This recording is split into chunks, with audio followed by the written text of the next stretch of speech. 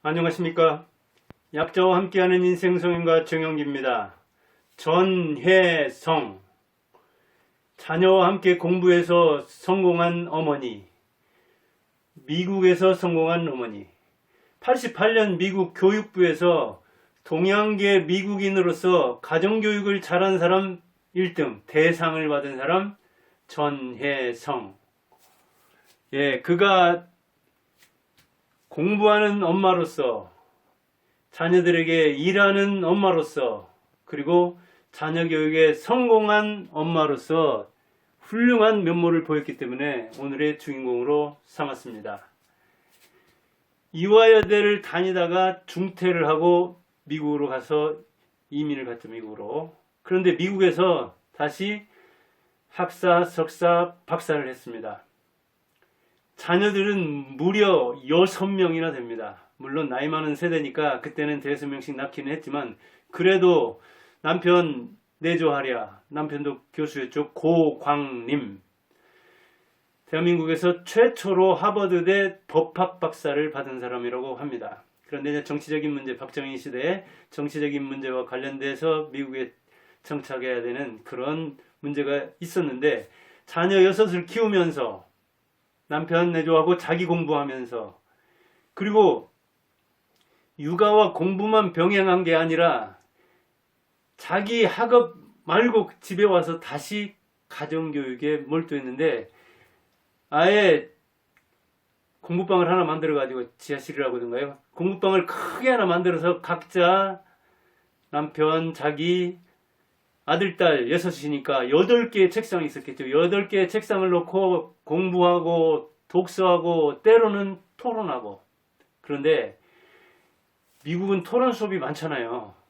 한마디로 질문 잘해야 되고 대답 잘해야 하잖아요. 논리적이어야 되고 사고력이어야 되고 사고적이어야 되고 비판적이어야 되고 잘 대응을 해야 되고. 그런데 토론은 30년 공부, 40년 공부도 금방 거기에서 뭔가 답이 나오기 때문에 자기 실력이 드러나는 측면이 있죠. 이를테면 미국의 교육제도다. 미국 교육제도와 한국 교육제도에 대해서 한번 비교 평가를 해보자. 토론을 해보자. 뭐가 좋고 나쁜지 강단점을 한번 비교해보자. 그러면 미국 교육에 대해서도 자기가 학교를 다닌다 하더라도, 아들로서 딸로서 뭐 초중고 다녔다 하더라도 한국 교육에 대해서는 또 잘 모르잖아요. 그러면 한국 교육에 대해서는 이제 아빠, 엄마 거들어주는 것을 도움받아서, 아니면 자기가 이제 그 한국인 2세로서 1.5세로서 들은 거, 부모한테 배운 거, 이런 걸 통해서 이제 교육을 놓고 얘기할 거 아니에요. 자, 입시제도를 놓고 말하자. 미국의 입시제도와 한국의 입시제도. 그럴라면 나이 차이도 꽤 되는데 얼마나 공부를 해야겠습니까? 그리고 거기에서 다양한 의견이 나오니까 8명이나 되니까 전부 다 아들, 딸, 아빠, 엄마, 박사들입니다. 8명인데 박사학위는 11개라고 합니다. 그럴 정도로 공부하는 가정이어서 아예 공부방을 하나 꾸며가지고 그렇게 공부하는 속에서, 그러니까 엄마는 가사해야지, 좀 자기 학업, 학사, 석사, 박사 하느라고 학업해야지, 그 다음에 집에 와서 또다시 가정교육해야 되지. 정말 슈퍼맨이죠. 성공한 사람들 보면 남자든 여자든 참 독종들입니다. 독종들. 일하는 엄마. 그러면서도 일했습니다. 가사. 집에서 일해야죠. 그때 당시만 해도 얼마나 그 가전제품 같은 것도 적어서 힘듭니까? 그 다음에 자녀들 교육도 해야 되죠. 자녀 뒷바라지 하는 거 6명. 지금 같으면 하나도 많다고 하는데, 둘도 많다고 하는데, 그 시절 이민 가서 이국 땅에서 이렇게 집안에서 일하는 거, 그리고 또 우리 문화를 이민 1세나 뭐 이민 1.5세, 1.2, 그 다음에 2세 이런 사람들에게 우리 문화에 대해서, 우리 문화의 그 고유성, 그 다음에 전통성, 그것의 경쟁력, 이런 것 저런 것에 대해서 동암문화연구소라는 것을 설립해서 운영을 했어요. 예일대 같은 데다. 그리고 직접 그걸 운영했으니까 거기 그 찾아오는 이민들, 교민들이라든가, 그리고 자기가 미국에서 또 연구하면서 그 미국의 한국 문화를 전파한다는가 이런 게 굉장히 미약하잖아요. 우리나라 그 문화 파급력이 일본에 비해서 뭐 중국에 비해서 비교할 수가 없잖아요. 그런 우리 문화에 대한 어떤 자긍심을 가지고 연구를 해서 우리 교포뿐 아니라 미국에 그런 걸 전파하는 그런 일을 했으니까 그거 또 얼마나 바쁜 일입니까? 그 다음에 또 일본 오사카 같은데 국립민족학박물관 개건 교수를 했습니다. 나머지 아들, 딸과 아버지까지는 전부 다 하버드 아니면 예일인데 이 어머니 전혜성 씨만 보스턴대에서 사회학, 그 다음에 인류학을 전공한 사람입니다. 그러니까 그 일본 가서도 민족학박물관에서 개건 교수로 활동도 하고 이렇게 한미 일 왔다 갔다 하면서 안팎에서 일을 했던 거죠. 그리고 그 밖에 사회 기여활동, 봉사활동 일환으로 요전에 또 고광님 그 남편이 애지중지하던 공부하던 고귀한 책들을 세종시 세종도서관에 기증했다고 하더라고요. 이렇게 남편의 발자취를 그 뭐랄까요 흔적을 또 고국에 남기는 그런 일을 했죠. 무엇보다 역시 자녀 교육에 성공한 사람입니다. 6남매 모두 예일대, 하버드, 뭐 우리 이제 예일, 하버드 어떤 간판을 너무 따져가지고 세계적인 대학을 나왔다 하면은 그냥 그것으로 끝난다 그렇게 생각하는데 그가 썼듯이 전혜성 씨가 쓴 책이 엘리트보다는 인간이 되어라, 사람이 되라 그런 책을 썼죠.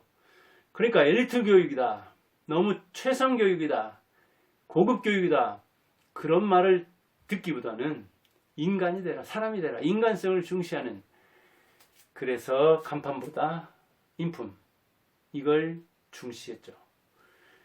그 자녀들 중에는 그 큰아들이던가요, 고경주 오바마 행정부에 차관보러 갔었잖아요. 근데 셋째 아들 고홍주 둘 다 오바마 행정부에 차관보로, 그래서 우리나라에서 아마 우리나라 그 교포 출신 이민 2세 내지 1.5세 출신들이 미국에서 관직에 오른 것으로는 아마 최고로 알고 있습니다. 근데 그것도 형제가 들어갔어요. 그 다음에 의사도 하고 여기 그 중앙대든가요 한국에 와서 교수도 하고 또 미술가도 하고 이 6남매가 아주 사회에서 기여하는 바가, 전문가로서 활동하는 바가 매우 큽니다.